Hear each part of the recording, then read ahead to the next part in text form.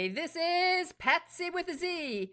Welcome to Joy on Paper, a program for writers and those who dream of writing, and for everyone who wants to know the story behind the book. And I have a wonderful story behind today's book. And here he is, Dale A. Jenkins, and we're going to be talking about Diplomats and Admirals. And the special occasion, is the 83rd anniversary of the Battle of Midway. Hi, Dale. Hello, how are you? Okay, I'm great, and it's so nice to see you again.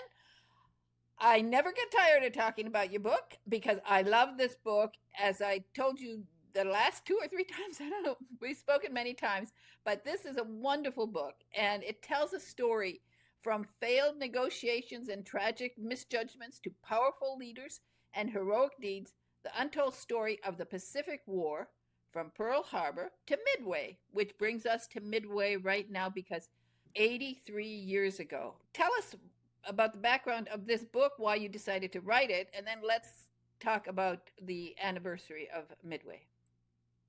All right. The Navy never forgets Midway. It was one of the great, and some people would say the greatest battle the Navy ever won. But the fact is, it didn't go as per plan. Admiral Nimitz had a plan to win. It was not followed, and we managed to scrape it out at the last minute with a Hail Mary attack in the waning moments. But that's really getting away ahead of the story now. I'd like to talk about Admiral Yamamoto and his plan for this battle. He came into this having launched the attack on Pearl Harbor 6 months earlier. It did not become as successful as he hoped. He thought he would destroy not only the base, but the more extensive oil resources in the base, but also the carriers. Admiral Nagumo, the carrier force commander, launched 2 strikes and then turned around and ran home. So Pearl Harbor was really not a great success, even though it launched us into the war and was still remembered as a great catastrophe. It could have been a lot worse. Nevertheless, we're now in June, or you might say late May 1942. Admiral Yamamoto has a plan to invade Midway with the purpose of drawing out the American carrier fleet and then confront them and destroy the carriers that were not found and destroyed at Pearl Harbor. The plan was to move southeast on the morning of June 4th when the carriers were about 240 miles away from Midway. They would launch an attack of about half the planes, 108 planes, to soften up the defenses on Midway by just attacking the facilities there, oil depots, whatever planes might be around. And this was part of a larger fleet, which included a diversionary mission up to the Aleutians. It included the amphibious fleet that was south of the carriers, but they had 5,000 Marines ready to land once the island was softened up. And then trailing behind was Admiral Yamamoto on this enormous Yamato battleship, 72,000 tons, the largest battleship in the world, and several other battleships. And they were to move in. And 240 miles away, they launched their attack on Midway, and they also launched about 6 scouting planes, not nearly as many as they should have, but that's what they did. The only problem that Admiral Yamamoto had that he didn't anticipate was that his code had been broken by our decryption team that Nimitz had put together on Pearl Harbor, which disclosed the course, the speed, the time, the whole plan that Admiral Yamamoto had. And so Nimitz was able to put together a counterattack, and it was going to be a concentration of force. And his plan was to have planes launch from Midway Island itself, planes launch from carriers, our 3 carriers, Enterprise, Hornet, and Yorktown. Equidistant away, they would concentrate on the carrier force and destroy them. before they really had a chance to launch a major attack, major part of their plan. So what happened was the Japanese planes were launched about 04:30 in the morning, and they were moving towards Midway. The scouting planes fanned out. At the same time, also around 04:30 in the morning, 22 PBYs were launched from Midway to find the Japanese carrier force. And Commander Layton, the intelligence officer that Nimitz had, predicted that the PBYs will catch sight of the Japanese first about 0530, then about 0600, they'll make firm contact with the Japanese carrier force. At that point, the planes from Midway would take off, the planes from the carriers would take off, and they would meet over the Japanese carriers about 0710, 0715, something like that, and carry out a firm attack, which would hopefully immobilize, perhaps sink the Japanese carriers. What happened was that our carriers were not in position at 0600.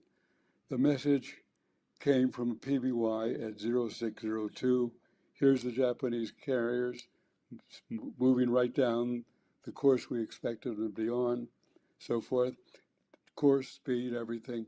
The planes from Midway took off to attack the Japanese carrier fleet. Our carriers were out of position. They were too far away.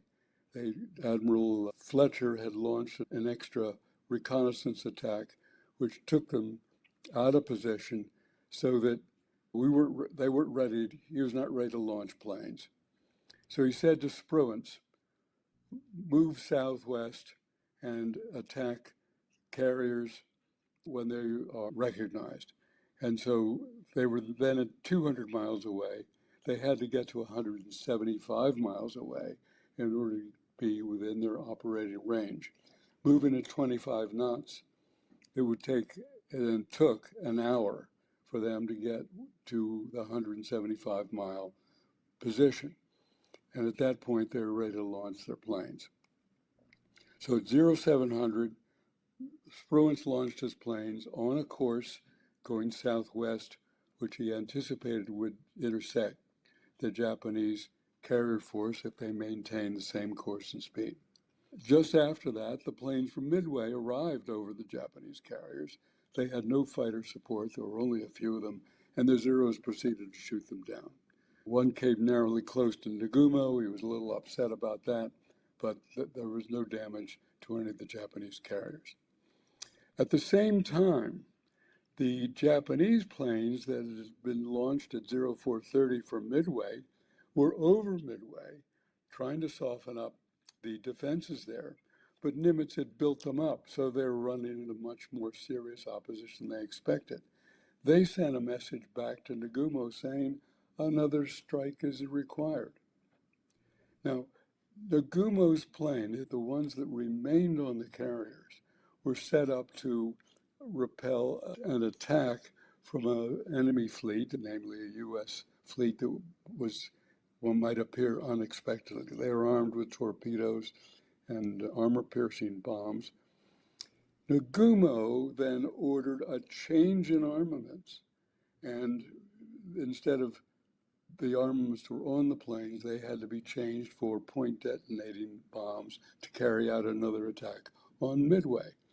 Now, this wasn't so difficult for the different types of bombs, but to disengage the torpedoes meant lowering an 1,800-pound torpedo, taking off the torpedo rack, putting the rack on that held a bomb, and putting the bomb on. And in the interest of time, the torpedoes were just stored against the bulkheads, strapped together, and there was no time to lower them down into the magazines. So this proceeded, starting at about 0715. At 0728, one of the Japanese scouts reported contact with 10 ships clearly American ships, and that was clearly our carrier force. But he didn't see any carriers. So Nagumo was radioing him, identify ship types, and the scout couldn't seem to do that. So Nagumo didn't do anything for 15 minutes. 15 minutes in a carrier battle is a lifetime. Finally, at 0745, he says, stop the rearmaments until we find out what's going on. At 0800, some B-17s flew over the Japanese carrier force, dropped bombs. They didn't hit anything. Here we are at 0820, and the Japanese scout finally says, I think I see a carrier in this fleet of ships. At that point, it's a real panic, because now there's an American carrier that might attack any time. Nagumo has a choice. Should he launch an attack with whatever he's got, which meant that the planes coming back from Midway that were supposed to land at 0830, low on fuel by that time, would have to go into the water. Most of the crews would hopefully be rescued, but that would be half of the total number of planes lost. Or he could say, I'll just recover these planes, I'll change course, try to close on the Americans, and then we'll rearm, and if there's an attack in the meantime, my zeros have been so great so far, we can probably fight them off. They proceeded to land the planes coming back from Midway. So that took from about 0830 to 9:17, which is the date time that's designated for this.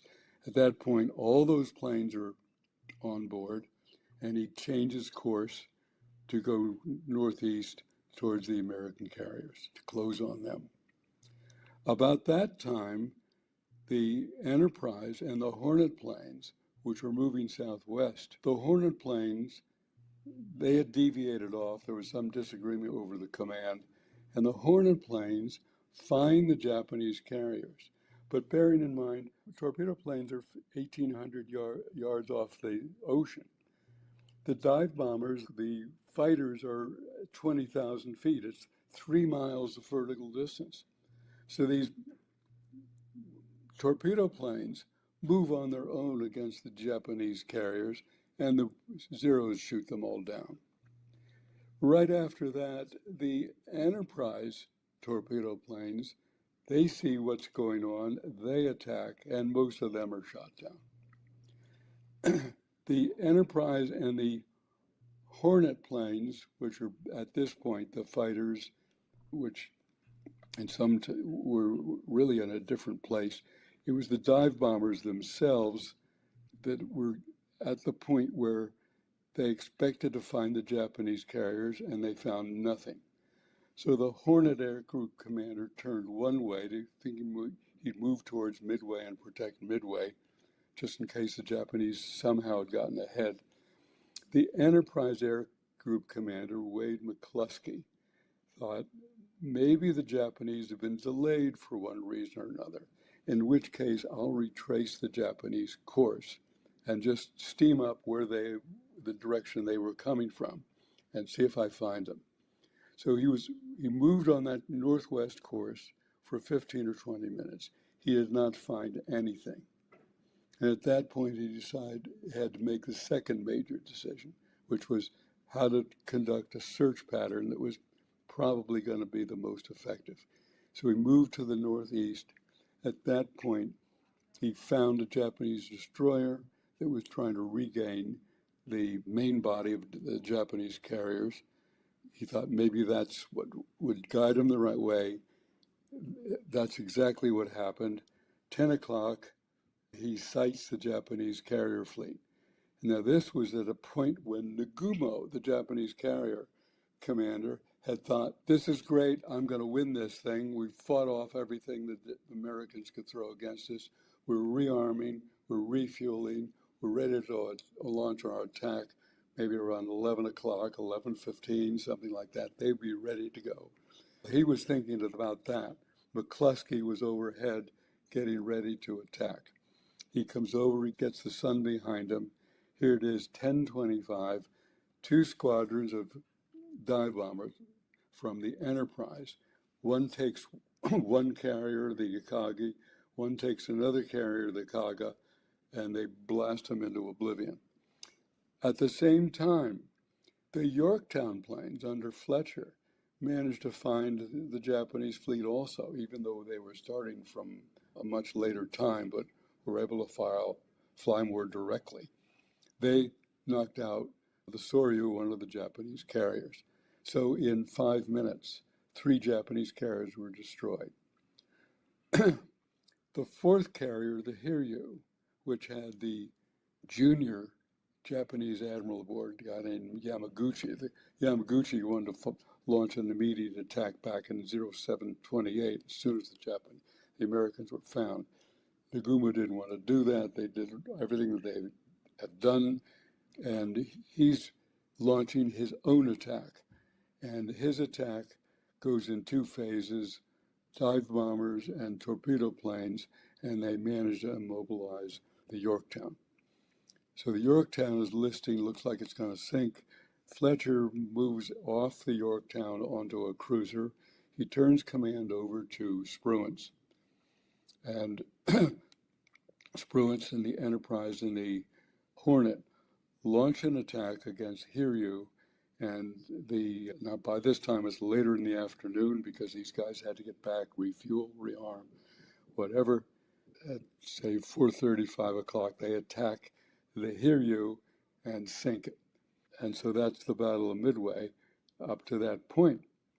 But it's not quite over. We've achieved this great victory, but it's not quite over. Admiral Yamamoto is hearing these devastating reports, and he's coming in with his battleships. And he said, if we can meet the Americans, we can beat them in a night battle.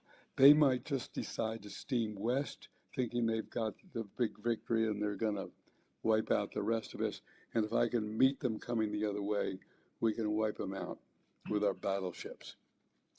So at the same time, some of Spruance's staff officers were saying to him, you know what we ought to do? We ought to steam west overnight. So we're in a great position in the morning to wipe out what's left of the Japanese fleet. If they had done that, they'd have steamed right over into Yamamoto's battleships. Spruance thought about this and he said, no, we've already won this battle. We're not going to take any further risks. We've sunk all their carriers. That's as much as we want to do today. Let's safeguard what we've got. So he steamed east. And into the night, Yamamoto moved ahead with his battleships. Destroyers are out looking for the faintest trace of any ship, the faintest speck of light, same faintest image on the horizon. They found nothing. Finally, at midnight, Yamamoto realizes this battle's lost. He gave the order retreat, and they head back to Japan. The battle would continue for several more days as Spruance turned around in the morning and pursued under daylight conditions. And it did go on for several days with very minor contacts. But as I've said in the book in the last paragraph, when Admiral Spruance moved his fleet to the east late in the day on June 4th, the Battle of Midway, for all intents and purposes, was over. If we'd lost that battle, things would have been really bad for us. If the Enterprise Air Group commander had not made the course corrections he made, even when these people were very low on fuel, it was every right to have turned back to Enterprise when he couldn't find them initially. That saved the day. And as a matter of fact, some of those planes did run out of fuel. About half of the Enterprise dive bombers never made it back. Some were shot down when they attacked the Japanese carrier fleet. Others ran out of fuel and ditched in the ocean. There were serious losses. The Hornet planes, not only the torpedo planes, but some of their fighters ran out of fuel. There were heavy casualties later in the day. During your research for the book, you discovered, or I don't know if it was for the research or before that, that there were some misconceptions about the battle plans for many years. And you took a new look at it. So tell us what you discovered about the battle plans and what went wrong, why things. In Admiral Nimitz's action report, the carriers were to be 200 miles directly north of Midway Island at 0600. And this position is confirmed in the accounts in the books of Samuel Eliot Morison, who wrote the long sequence of histories on World War II, Richard Bate, and the biography of Admiral Leighton. All three of those authors stated that the carriers were to be 200 miles north of Midway. That would have enabled our carriers and the Midway planes to execute a simultaneous concentration of force. It didn't happen when our carriers were out of position. And after that, it was a scramble. And it was really just a Hail Mary that we won in the end. But had the Nimitz plan been followed in the beginning, we could have had a substantial victory earlier in the day with far fewer casualties. And when you discovered this, what you presented it to different organizations, what did they all think about what you pointed out? I think many of them realize that it's the correct analysis. But the problem is that a lot of books have been written. A lot of people don't want to be considered to have overlooked something significant. There's mainly silence on all of this, but I haven't had anybody that refuted that analysis. You've had some nice experiences in the past year or so since we last spoke. You've been a speaker and presenter at a number of events. So tell us about those. It's very gratifying to be invited around to Navy events, Naval Order, Navy League, different museums. I was just to one in Florida and Tampa, and people are very interested. World War II has continuing interest. My reviews on Amazon are now up over 300. It just seems like there's more every week. And people are trying to understand also how this applies to the situation we're in today. Many people, such as myself, think that we need a much stronger Navy. We need to have conventional power. I think more and more nuclear weapons are less likely to be used, and the Chinese are building a very strong Navy, and it's entirely possible that and likely that we'd be, if a war broke out, it would be a conventional warfare with high-tech electronics, but also low-tech armaments, such as we see on ships and submarines today.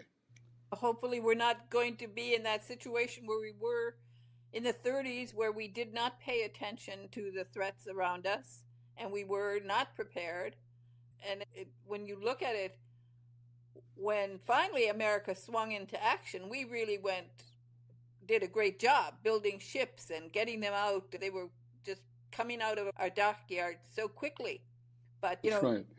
But two things are relevant here. Number one, the ships that won at Coral Sea and Midway were the ships that had been built prior to the naval buildup that was authorized in 1940 by Roosevelt. It was only after those battles that the first ships that were authorized in 1940 started to join the fleet.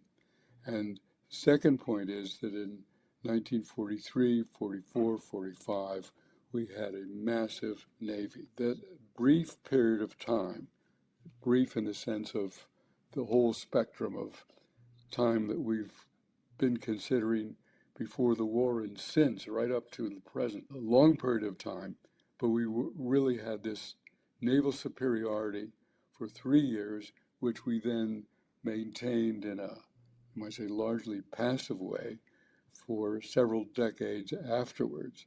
But now we're in a very different situation, and we would be hard pressed to prove that we've got the naval superiority that we had in the 43, 44, and 45 period. We don't We were have, we under a don't have, lot of pressure. exactly, because we do not have the infrastructure yet to really get into action and build the ships that we need. That's right. There's always a delay, and everybody thinks the United States always pulls it out in the end. We might start from behind, but we always pull it out. That could be a very foolish assumption. Very foolish and ridiculous attitude, because what happened was we got Pearl Harbor because of that attitude. The first part of Diplomats and Admirals reviews the failed negotiations that led to Pearl Harbor. I show in the book how the war could have been avoided, could have easily been avoided, should have been avoided. And it's difficult to consider that when you think of the terrible losses that we took from Pearl Harbor on through all the way through to 1945. 12,000 dead on Okinawa alone, ships sunk. It's mind-boggling to think that of the losses that were incurred, which could have been avoided. It's all in the book if people would like to read it. And I should add, PatZi, that I think you mentioned my website, daleajenkins.com, Dale A. Jenkins, all one word. I put periodic articles there every week or so. One of the articles I entered several months back was the analysis of the Nimitz battle plan. Didn't appear anywhere else but other than the book, but I separated it out to put on the website and other articles that I think are timely. So if people would like to have a look, it's daleajenkins.com, and it's a continuing update on the work I did before. And it is. It's an excellent website. Go there because you have a lot of details that are not in the book, but the book is so well written. And I told you the first time I spoke to you, I said, it just read like a novel. I just couldn't stop. It's just so beautifully written. You really make the period come alive. It is one of the best military books, military diplomat, whatever books. It's just a great read. It's fantastic. Thanks. I Well, think having been in the Navy myself gave me a sense of the time, the space, the movements that were involved.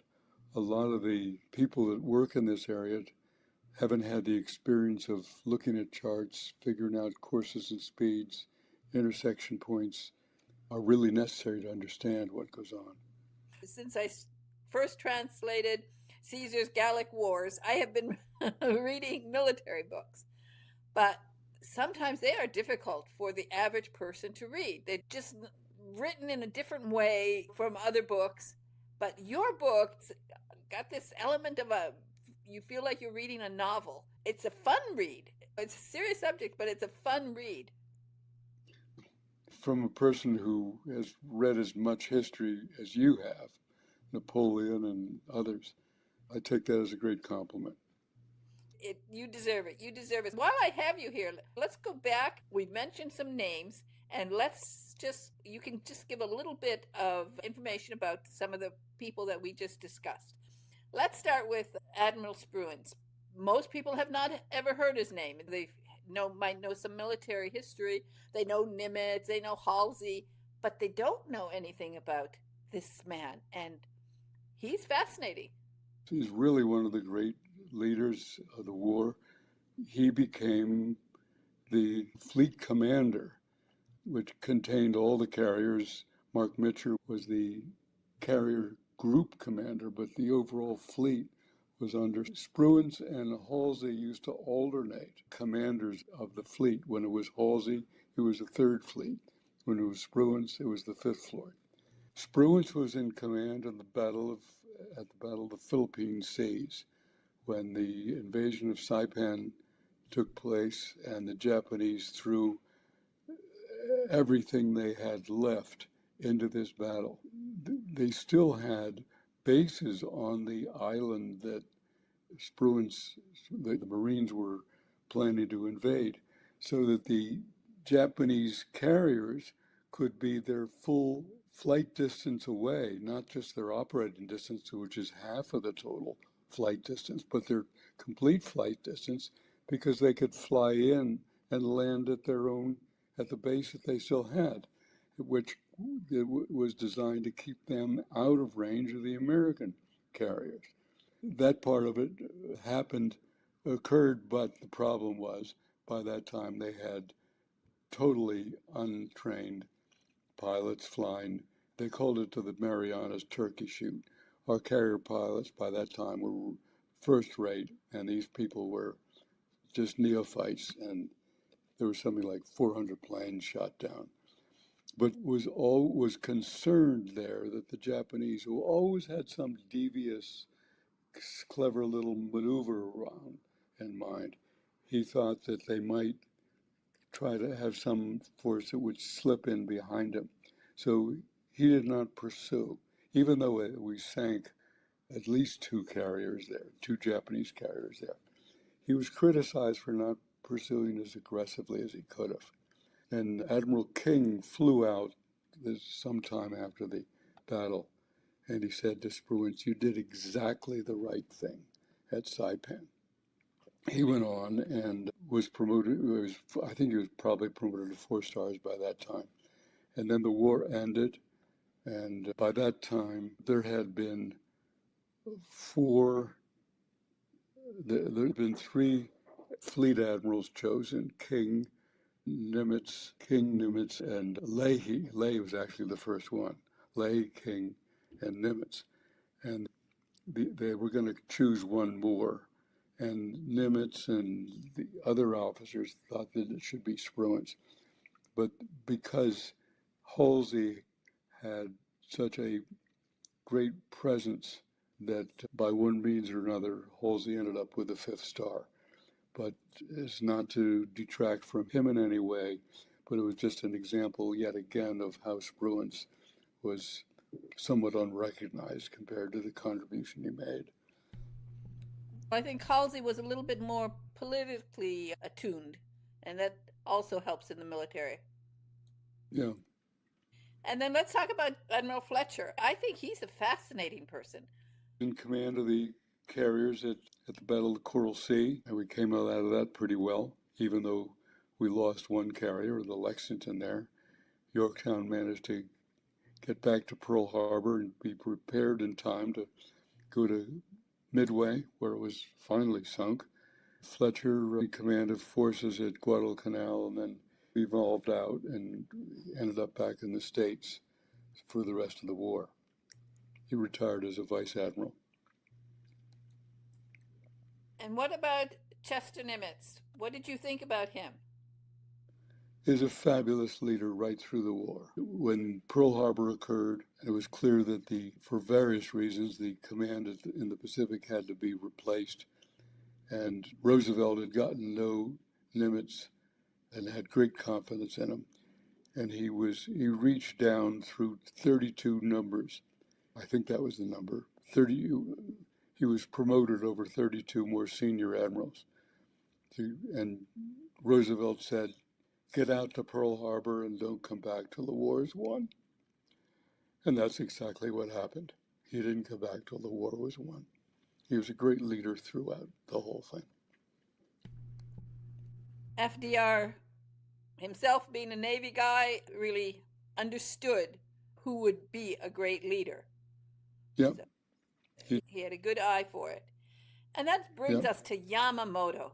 When I tell people that Yamamoto had been to America, was in America, people still can't quite get their head around it, that if he was in America, why didn't he like us? Why did he want to go back and do this? He'd been a student at Harvard. He had a diplomatic post in Washington. He was clearly the man of the hour in the Japanese Navy, and clearly an absolutely brilliant guy up to that point. But I have a piece that'll be coming out in my website about him, because I don't think he was as brilliant in the strategic sense that he had been earlier. After Pearl Harbor, he had just gotten into war with his most dangerous enemy, i.e. the United States. I think he should have stayed in the Pacific to fight the battle in the Pacific. But instead of that, he went down, invaded, attacked in Australia, then went into the Indian Ocean. The first February and March of 1942, he was up in the Indian Ocean near Burma trying to cut off supplies for the flights over the hump to supply Chiang Kai-shek and Chongqing, which proceeded to do, then came back through past Singapore. And here were these carriers, at that point, been through a lot of battle. Their crews, their pilots were really exhausted. Two of the carriers were diverted off to fight at the Coral Sea. The rest went up against getting ready to fight at Midway. The two that fought at Coral Sea, the expectation was they'd rejoin the other carriers for Midway. The fact is, one was very badly damaged. The other one had so many planes lost that it was not ready for Midway. So for all intents and purposes, he lost two carriers for the Midway battle. He never should have had two battles a month apart. He couldn't predict what was going to happen. And he should have done either one or the other. But the fact is, he tried to do both, went into Midway with a diminished force, and we saw what happened there. So he never should have gone into the Indian Ocean, in my opinion. He should have fought in the Pacific. Halsey had carrier raids going against Marcus, the Marshalls, the Gilberts. There was the Doolittle plane, the Doolittle attack against Tokyo. If Yamamoto would have kept his carriers in the Pacific, none of those things could have been possible. But Halsey had a free run of the Pacific Ocean with Yamamoto's carriers in the Indian Ocean. So I'm going to write an article about this, and it'll be coming out in another month or two. I've got a lot of articles I want to write. I do reviews of books. I just did one on the spies, that Harry Dexter White as a spy. I guess I've written about 3 reviews of other books, and I've got about 3 or 4 more to go, as well as other observations, such as what I think Yamamoto would have been much smarter to do. Fortunately for us, he wasn't as smart as he thought he was. That's one of the joys of writing. You can keep writing. People retire, and sometimes they say they're just going to play golf, but you've used your retirement years to great benefit. You've done so much work just for the Diplomats and Admirals. Must have taken so much research, and it's so well written, as I said. So you really have discovered the joy of writing. It's fascinating once you get into it. It's Well, hard to put down. I think you've done a great job, and I think, as you said, people are interested in it, and it's good, and that's what we want to do. That's why I want to do this program, because I want people to be aware of it. I think once they know a little bit more, then they get interested, then they'll pay attention. Perhaps they'll pay attention to what the budget for the Navy, what's happening with the Navy. There have been over for quite a while, there have been some problems. And it's so important that we have a strong Navy. No matter what people think, you need the Navy. And we need a strong Navy. We do.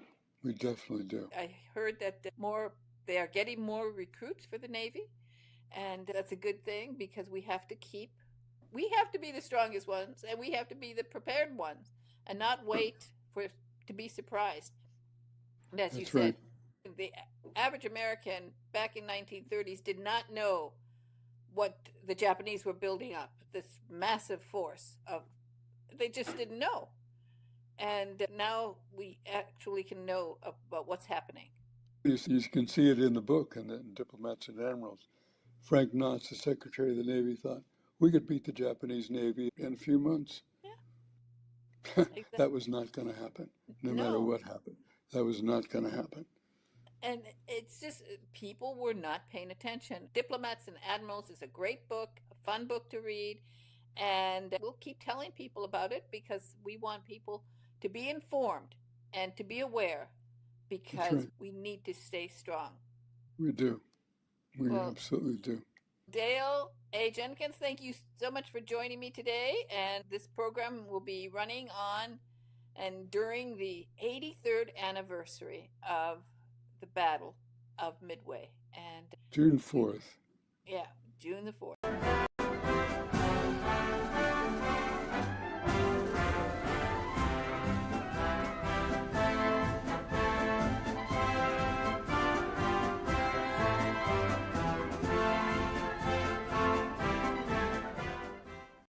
A series of U.S. Navy carrier raids against the Japanese, climaxed by the Halsey Doolittle raid, was the catalyst Yamamoto needed.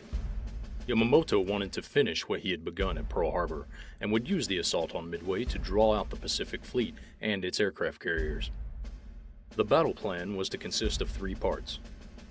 The strike force commanded by Vice Admiral Chuichi Nagumo was to come from the north and destroy the defenses on the island. Then the occupation force commanded by Vice Admiral Nobutake Kondo was to capture and occupy the island. Finally, Admiral Isoroku Yamamoto and his fleet would defend the island from a counterattack. Due to the efforts of the U.S. Navy cryptanalytic team led by Lieutenant Commander Joseph Rochefort, the U.S. Navy learned of the plan and were able to prepare for the attack. Task Force 16 departs Hawaii on May 27th, and after repairs to make USS Yorktown seaworthy, Task Force 17 departs on the 30th. They head 350 miles northeast of Midway to wait for the incoming attack. Search planes are launched to scan the area in order to detect the Japanese fleet before they reach a striking distance of 200 nautical miles. June 3rd, a Navy patrol plane reports. Main body bearing 261 degrees, distance 700 miles. 6 large ships in column. 9 B-17s launch at 12:30 to attack the sighted ships. They dropped their bombs, but little to no damage was incurred. Later that evening, 4 Navy PBYs loaded with torpedoes attack the Japanese and score a hit on an oiler. June 4th, 0545. A patrol plane reports. Many planes heading Midway, bearing 320 degrees. And another report. 2 carriers and main body of ships. Carriers in front. Course 135 degrees. The U.S. Marine Fighting Squadron, consisting of only 27 planes, engages the bombers. In spite of heavy anti-aircraft fire, the Japanese continued their run, and at 0630 they dropped bombs along the north side of Eastern Island, and in the hangar and barracks area on Sand Island. The powerhouse on Eastern Island and the oil tanks on Sand Island were their primary targets. As the Japanese attack was ending, the first U.S. bombers from Midway, 6 TBFs and 4 B-26s, find their targets. 16 SBDs dive through the clouds, emerging to encounter heavy anti-aircraft fire from Hiryu. As the SBDs exit, the B-17s start their attack, going after Soryu, Hiryu, and Akagi. During this attack, Nautilus appears, putting even more pressure on the Japanese Navy. She fires off 1 torpedo, which misses. A few minutes later, 11 SBTU dive bombers start their attack, but were engaged by a large number of Japanese fighters, forcing them to give up their attack on the carrier and choose a battleship as their target instead. Nagumo receives a report that the U.S. have at least 1 carrier in the area. The U.S. attacks didn't inflict any damage, but it prevented the Japanese from building a coordinated attack. While the planes from Enterprise head southwest, the Hornets head west. With no contact, the Hornets torpedo squadron, led by Lieutenant Commander John C. Waldron, broke off and turned south. 15 of Hornets torpedo squadron target Soryu. The ET-6 arrived before the rest of the Enterprise group. They target Kaga at 0938 and fire off some torpedoes. 12 torpedo bombers from Yorktown attack Hiryu but score no hits. In an almost coordinated attack, 17 SBDs from Yorktown's BB-3 begin their attack and target Soryu, scoring 3 hits, causing fires in all 3 hangars. When the Enterprise group arrives, they don't see any Japanese carriers. Lieutenant Commander C. Wade McCluskey spots the Japanese destroyer Arashi, and making the most important decision of the entire action, turns his whole group north. When McCluskey and the Enterprise bombers arrive, they attack Kaga, scoring 5 direct hits and setting the carrier ablaze. VB-6's Dick Best and 2 wingmen turn their attack on Akagi. With 1 lucky shot, a bomb sliced through the flight deck and exploded in the upper hangar, in the midst of the aircraft there. Shortly after, the carrier burst into flames. 3 carriers are disabled, but the last carrier escapes undamaged, so Yorktown sends out 10 scouts from BB-5 to search for it. At 11:52, radar picked up a large number of planes heading for Yorktown. They quickly cut down the attackers, but 7 bombers broke through, only to meet a formidable screen of anti-aircraft fire. Despite this, 3 hits had been made on Yorktown. Rear Admiral Frank Jack Fletcher moves to the Astoria and will soon turn over command to Rear Admiral Spruance. Damage to the Yorktown proved not to be serious, and repairs were made quickly. The hole in the flight deck was covered in less than half an hour. By 1420, the 10 bombers of VB-5 that Yorktown sent out earlier find the last Japanese carrier. U.S. fighters are launched from Yorktown, joined by fighters from TF-16, shoot down several of the torpedo planes before the ships open fire. Of the planes that got past, 4 were able to drop their torpedoes. 2 of these the Yorktown avoided by skillful maneuvering. 2 others, however, could not be avoided, and they caught her amidships on the port side. With the Yorktown listing heavily to port, the orders were given to abandon ship. At 15:30, the Enterprise began launching an attack group of 26 SBDs that include orphans from the Yorktown. 30 minutes later, the Hornet began launching a squadron of 16 SBDs. The Enterprise squadron sighted the Japanese force at 1650. They dove in from the sun and scored 4 direct hits on Hiryu, which was soon a mass of flames. With the bombing of the 4th Japanese carrier, the U.S. had won control of the air. The Battle of Midway was essentially a victory of intelligence, but the U.S. forces also needed to meet the enemy with heroism and devotion to duty. This would carry the day and allowed them to write what Admiral Nimitz called a glorious page in our history.